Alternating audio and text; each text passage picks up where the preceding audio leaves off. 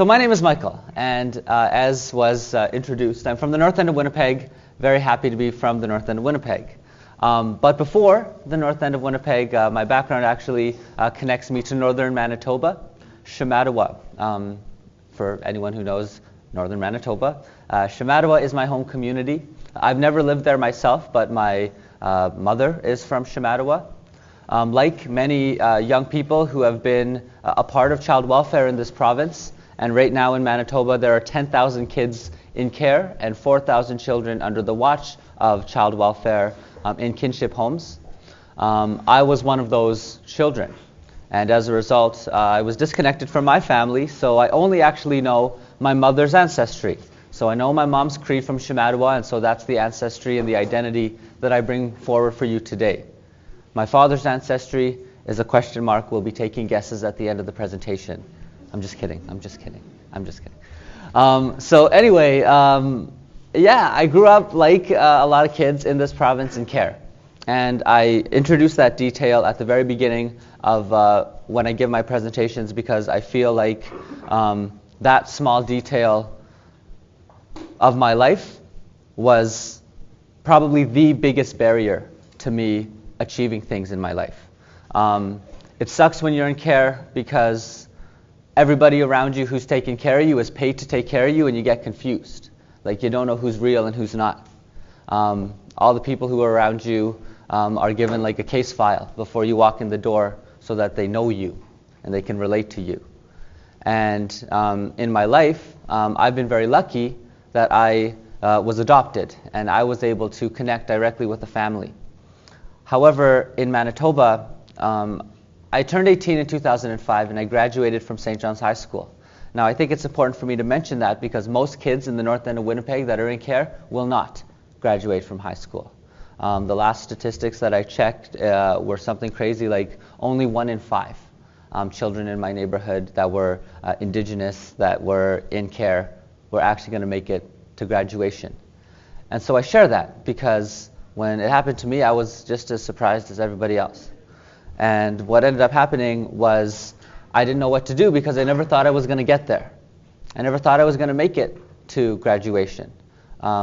Because another thing that happens with Indigenous communities due to child welfare and as an expression of a continuation of Indian residential schools is the separation from our families really messes with our identity. And it makes it hard for us to know ourselves, and it makes it hard to know our families. So if we don't know ourselves, if we don't know our families, if we don't know where we come from, it's pretty hard to feel good about where you're at in life. And so when I was 10 years old, I experienced something that I didn't know was actually common for most First Nations, MITT, and Inuit people. I experienced my first thoughts of suicide. And that was me feeling like everything is so crappy that there must be a better way where there's no pain. And so it sucks. And I don't always like coming out at the beginning of a presentation and sharing that detail, but I share that because this is very common in First Nations, Métis, and Inuit communities.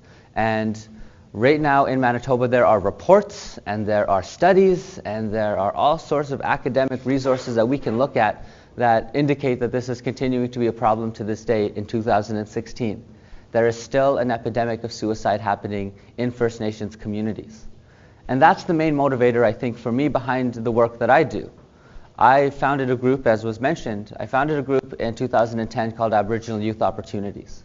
That's 5 years after I started working in the community myself.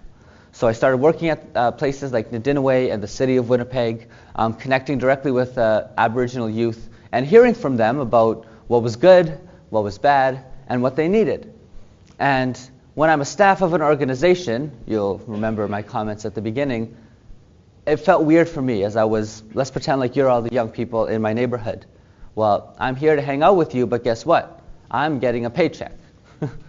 So how real is my presence?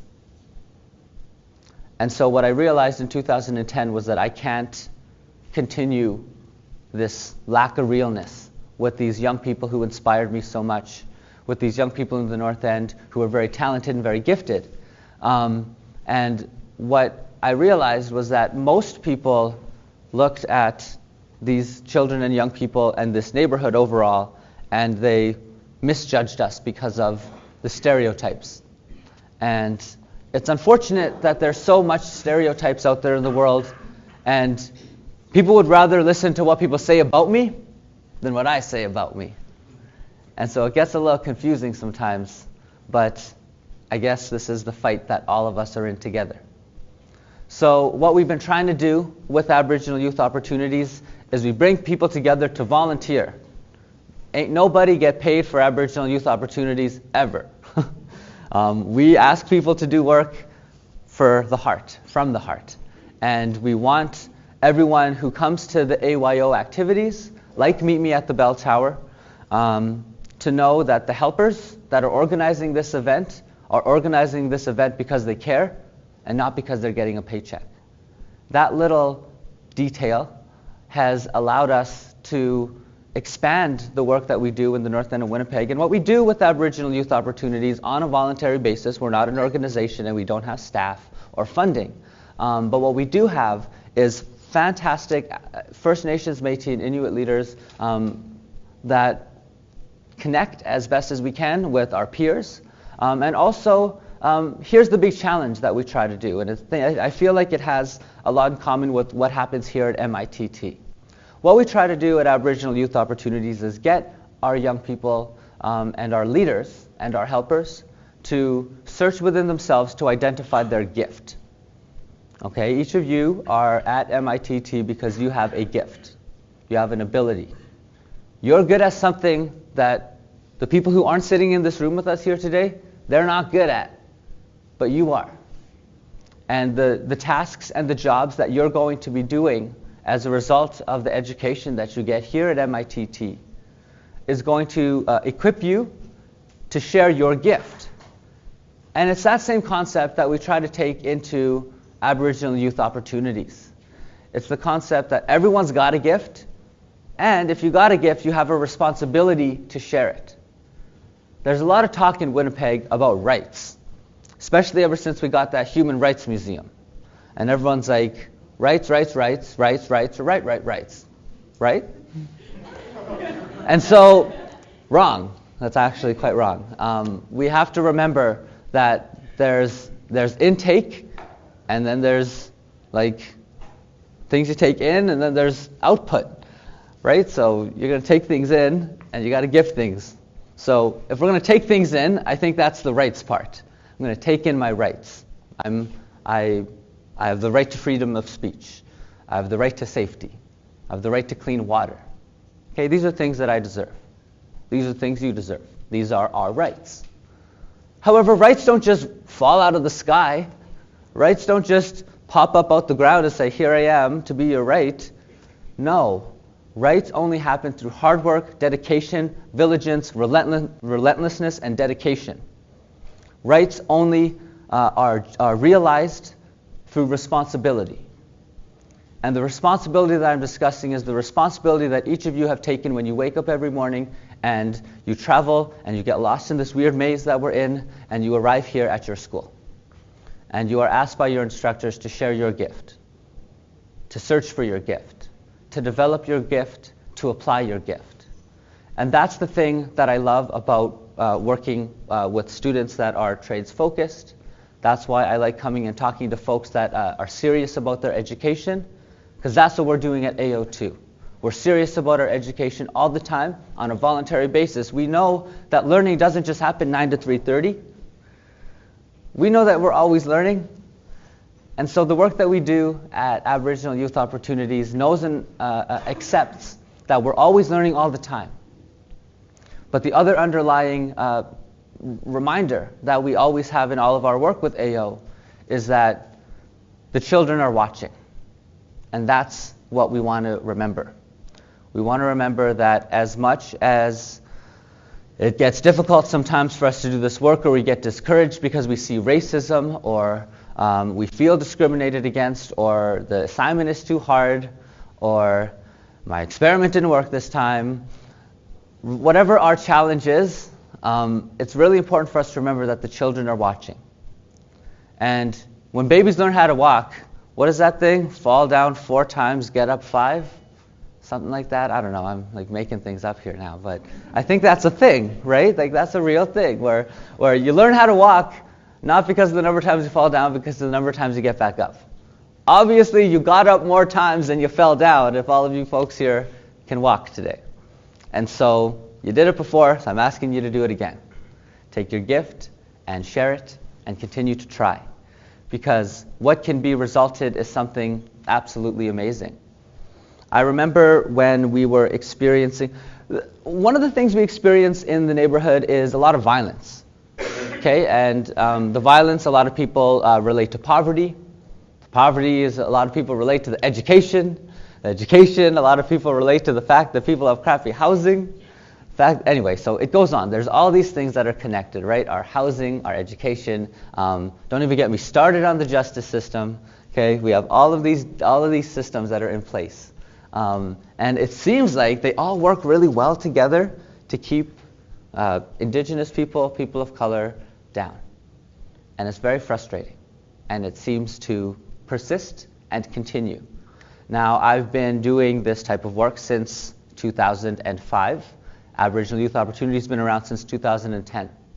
And I'm sad to report that since 2005, the number of kids that are affected by child welfare in Manitoba has tripled. Tripled under this government that we have right now. And I just think it's really important for you guys to know that those kids need us. And those kids aren't going to be able to ask you all for help. And so because they're not able to ask you for help, I'm here today asking you on their behalf.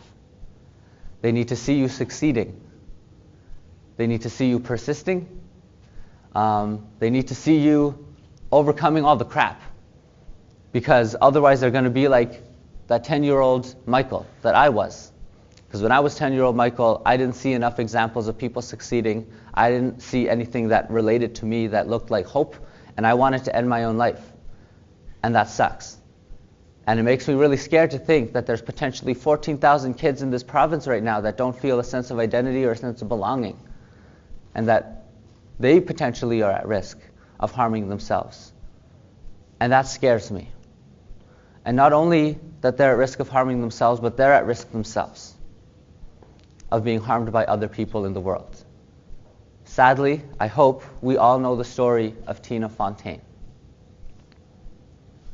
and that our children are under attack. And so we need everyone. This is why I do the work that I do. We need everybody. So we need everyone to take their gift and share it voluntarily, and then the world will be a better place. That's it. You know, world peace, that's all. So essentially, what we do with Aboriginal Youth Opportunities, I wanted to describe a couple of the things that we do and how we do them. So it was mentioned in my bio that I have a youth engagement strategy, and I do want to share it with you guys. Does this move?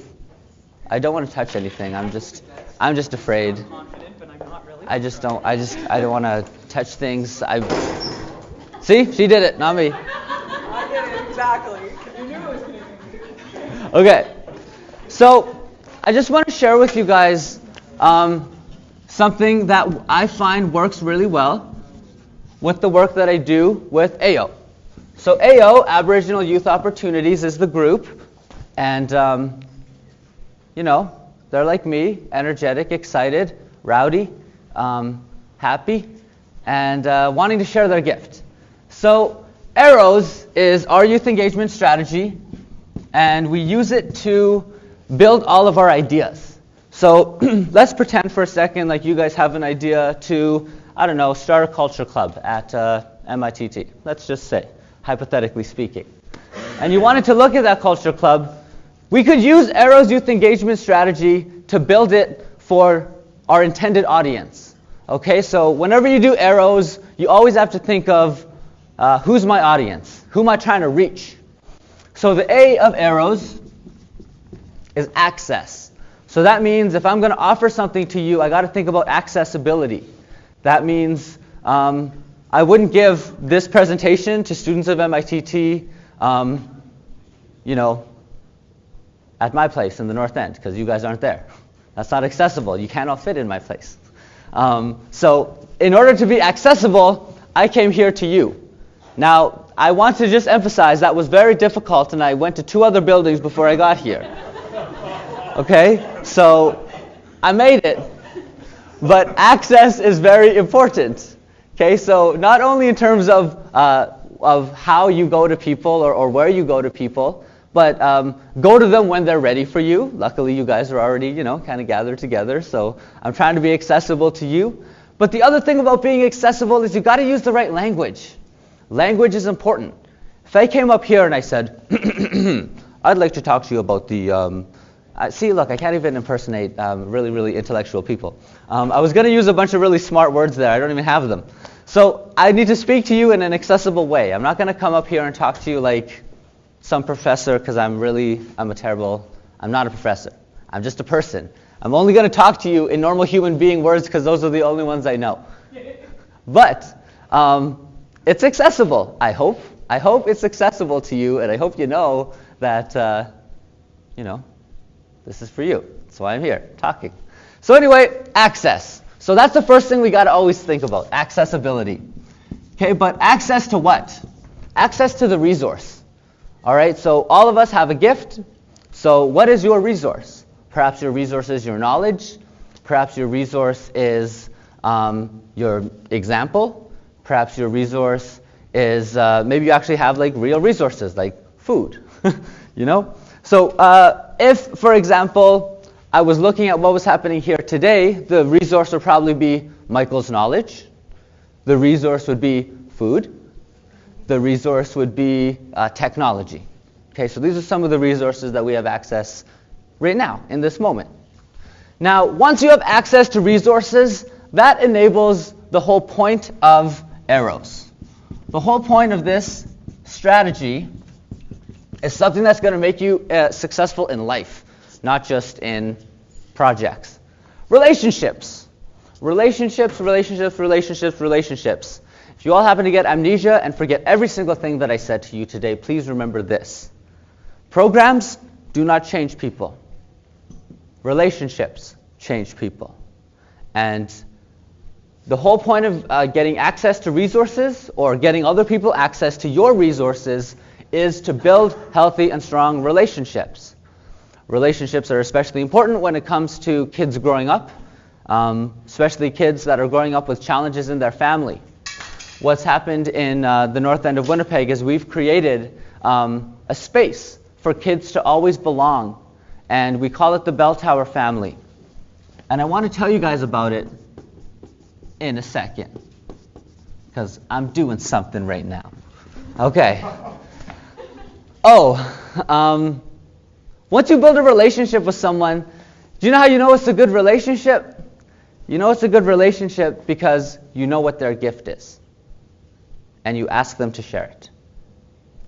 And you know it's a good relationship when you are able to share your gift in that relationship. So, if your friends don't listen to you when you're yammering on like this, relationships. Anyway, so once you build a relationship with someone, hopefully it's healthy, hopefully it's meaningful. Okay, the secret with AO is that all of our relationships are from the heart. None of our relationships are because of money. Like, none of us are doing this work because we're getting paid to. And that's how people know that the relationships are authentic. But once you build a relationship, what that enables you to do is to create a relevant opportunity. So all of you sitting here today is an opportunity, right? To learn, to be part of a community, to expand your knowledge, to connect with new people. This is an opportunity. The opportunity, you'll know what types of opportunities to offer people once you have a relationship with them. It's hard to know the details of what types of opportunities should be there if you don't actually know people. If you don't know what they like, if you don't know what they're good at, if you don't know who their family is, if you don't know where they live, if you don't know their background, if you don't know their faith, if you don't know, you gotta know stuff about people. Because it allows you to build and create better opportunities for them that are meaningful. And once those opportunities are created, well, we have to make sure that we maintain this concept of welcomeness. We must always be welcoming. People have to know that they're welcome when you offer them opportunities, welcome to try new things, welcome to make mistakes, welcome to be themselves, welcome to ask questions, welcome to be silly if they want to, just welcome. And so once you kind of are able to create that environment or that attitude, that allows you to get to the S, which is the support. Support is the day when I've built you guys up so much that you don't need me. And you can live your life independently. But it doesn't mean I'm going away. It doesn't mean I disappear. It just means I'm going to be watching you as a supporter. And if you need me, I will be there as a support to you. But the support emphasizes independence. We want to support people into independence so that we don't create a bunch of people that have to rely on us disproportionately. We want people to be independent. So if we are accessible in our language and the way that we approach people, we can actually share resources with them that are meaningful and helpful. That will allow us to build meaningful relationships where we know their gifts and their abilities and will guide the types of opportunities that we share.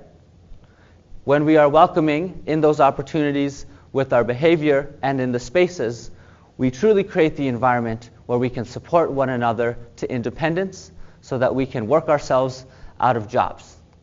Well, ish.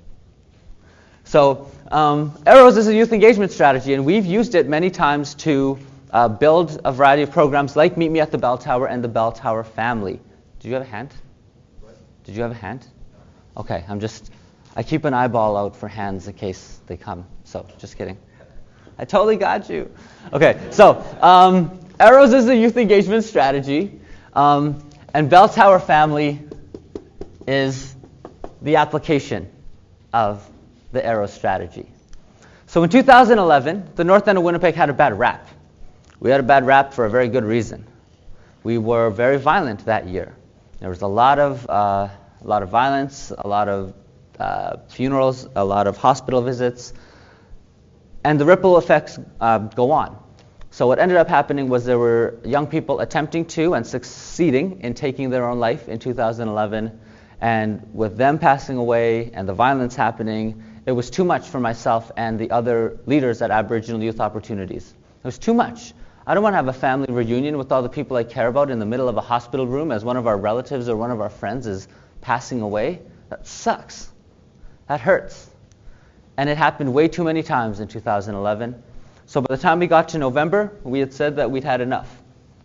And so we began, it was on November 13th, I'll tell you, I know the exact dates. It was November 13th, 2011 at 617 Selkirk Avenue. Me and my friends got together there, and we were sad because one of our friends had just taken his own life the day before, 15 years old. There's no reason that a 15-year-old should take their own life. And so we got together and we said, all right, guys, this sucks. What are we going to do about it? And they said, well, obviously we have to stop the violence that's happening in the community. So let's get the community together. I'm sure everybody will want to stop the violence too. And so originally when we planned it, we were going to get everyone together in the North End who wanted to stop violence. We were going to march them down to the legislative building and shake your fist at the legislative building because that's what people do when they're mad at things, right? Legislative building, solve my problem. So anyway, we thought about it and we realized that that probably wasn't going to help us. And so what we opted to do instead was take a rally, like a big gathering of people, and instead of marching to the legislative building, we're going to march down our own street. And we're going to yell out at all our neighbors. Say, hey, come with us and stop the violence, please. Well, we didn't say please at first. We say please now. But we said, we're going to stop the violence. And we invited as many relatives as we could, all of our friends, our family. We used our Facebook networks as best as we could. We started calling up the media. And on November 18th, 2011 was supposed to be the first event. Now, we didn't want to just meet at a random street corner. We wanted to meet at a landmark, something that would be able to create the hope that we wanted our neighbors and our relatives to feel. And so there was this abandoned bell tower right on Selkirk Avenue in Powers. I say abandoned because it was legit abandoned. Nobody ever used it. And in my whole life of living in the North End, I never heard that bell ring. And I asked everyone else around me, all the other young people, I'm like, have you ever heard this bell ring? No one ever heard it ring. So anyway, a beautiful story was shared with us about one of the young men who, in a twist of fate that is very messed up, was alive at the moment. What he did was he had previously tried to honor a staff person who was leaving an organization. There's a bunch of youth drop-in centers around there. And there was a staff person who was leaving. And as she finished her position, her last day of work, the kids wanted to honor her. So what they did was they climbed up that bell tower. They got an extension cord, of course, ghetto, got an extension cord, tied it around that bell, and they rang it in her honor. And they wanted to do that as a message to her to say, you mean something to us. As a bunch of hood kids, we can't give you much, but we can give you this. And that was a beautiful story that she shared with us. And that's when we decided that we weren't going to march and yell at the legislative building. We were going to march down to that bell tower. And so 5 days later, on November 18th, it was the first minus 40 day of the year. Yes! Of course. Mother Nature always tests us when we're doing important things. Just remember that. First minus 40 day of the year, of course. The snowstorm that hit the city was only in the north part of the city, not in the south part of the city, so we'd be fine here, but not over there. And we were going to call it off. We were going to call it off because it's cold. People don't come out when it suddenly gets cold. And we were scared, to be perfectly honest. We were scared. And an hour before the event, we seriously considered ending it. We considered, maybe this is a bad idea. Maybe we shouldn't have done this. We should probably back off. But one of the AO leaders said something that will always stay with me. And they said, I think we should go anyway. Because even if only the 5 of us show up, that's still 5 more people who are meeting publicly in the community to tell this message. We're going to stop the violence than there were yesterday. So even if only 5 of us show up, that's still a win. And so we bundled up a bit more and off we went to the first bell tower. And weren't we surprised when 40 of our community members were there to meet with us and say, we're with these guys. And we all agree to lead with our example to stop violence. And it's crazy because we thought that was going to be it, that one rally. But then 1 week later, they said, we don't want to wait for another one of our kids to get hurt before we come together again as a community. We don't want to wait for another violent incident or another suicide or something negative that brings us out. Let's just get together next week. And so what all of us AO people said was, do you guys have any idea how much work this was? This is crazy. We can't do another one next week. And we put one condition on it, though. If you guys help us, we'll do it again next week. And the next week, over 100 people came to that bell tower gathering, November 25th, 2011. Hip-hop artists came out, radio stations came out, politicians came out. Suddenly they heard us. Suddenly they could see us. And so since then, every Friday we've met. And so that was 2011, at the end of 2011. And then we met all of 2012, all of 2013, all of 2014, all of 2015, and we've met twice so far in 2016. But that's every Friday. Like, we legit meet every single Friday, and it's crazy. I used to do things on Fridays. But not for the last 4 years. And that's okay, because we're building a movement. We're more than building a movement, we're building a family. We're building the Bell Tower family. A group of North Enders and Winnipeggers who believe that if we lead with our examples, we can make our community a better place. And it was at the Bell Tower that we recently had the Meet Me at the Bell Tower Welcome series. Because Winnipeg likes to be getting accused of being the most racist city in Canada, thank you, Macleans, we decided at the Bell Tower, with our Bell Tower family members, that we needed to do something about it. So we did the Bell Tower Welcome Series. You can imagine where we got the idea from. So the Bell Tower Welcome Series allowed us to welcome specific communities on different occasions. So in May, we had Meet Me at the Bell Tower welcomes the Filipino community, because we have a lot of Filipino community in the north end of Winnipeg. So we ate together, we sang together, we had a little visit, and now we have a lot more Filipino people that come out to the Bell Tower on a regular basis. In August, we had Meet Me at the Bell Tower welcomes the newcomer community. And some of our friends from all over the world came out. One of our friends, Mandela from South Sudan, actually was probably one of the biggest proponents of it, North Ender, helper. He really did a great job connecting us with a variety of support agencies, and we had well over 100 people attend our Meet Me at the Bell Tower welcomes the newcomer community. There was some music there too, food, of course. Are you noticing? Music and food, people, right? Huh? Anyway, and then in October, amidst the federal election, when there was all that crazy racism that was going on. You guys remember that, October? How everything was racist everywhere? It was just crazy. Anyway, amidst that climate, that's when we had Meet Me at the Bell Tower welcomes the Muslim community. And that was a beautiful event. We had over 200 people come out that night. And so it just goes to show how strong Winnipeg is and how much the citizens of the North End and of Winnipeg believe that we can do better if we lead with our examples and we don't wait for someone else to solve our problem, we solve it ourselves. And even though we don't have all the answers and there's still a crap ton of institutions out there that are making things hard for us, we can do things in the community to help. We can build up things like the Bell Tower family as an alternative. True story, one of the Bell Tower kids got taken by CFS last summer. Only for a few weeks, because we have lawyers in the Bell Tower family.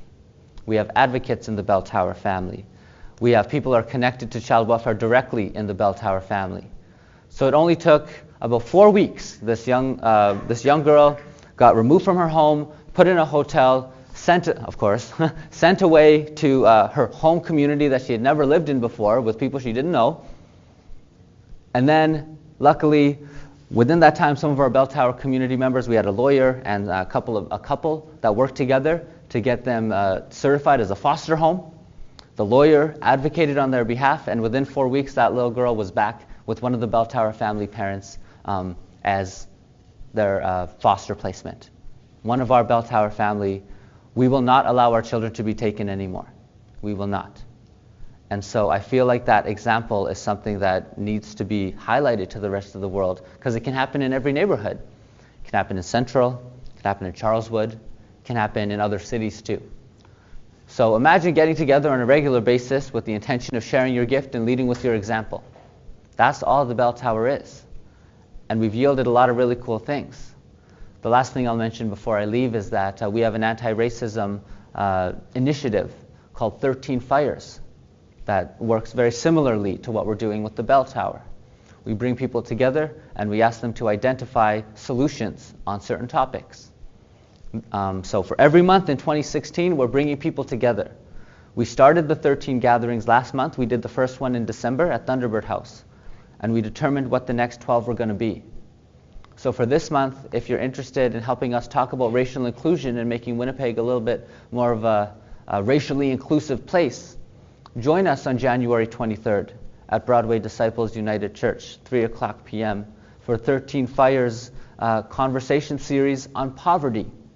That's what our focus is this month, poverty. We're going to be talking about how this little thing called money seems to affect people of color a lot more. And we're also going to be talking about how some of those systems keep people down in poverty. Next month, the topic for 13 Fires is going to be at a different location, likely at the Aboriginal Center with the health programs over there. And we're going to be talking about health and the healthcare system and all of the racism and sharing our solutions to make health a little bit more racially inclusive. And in March, the topic for 13 Fires is children. Children in care, children's rights, families protecting our children. So that one's going to be happening at Marymount. So anyway, these are all going to be happening at different places. I encourage you all to get involved in the 13 Fires Winnipeg Conversation Series. It's on Facebook and Twitter. You can find information online. You can also find information about some of the shenanigans that I get up to online. I like to hang out on northendmc.com. That's my little website where I talk about my adventures.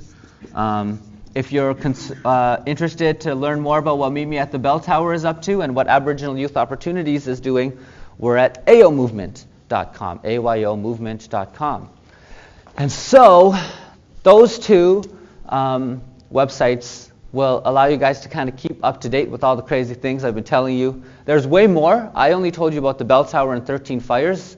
We have probably about 15 active initiatives right now. So look what happens when people care and volunteer.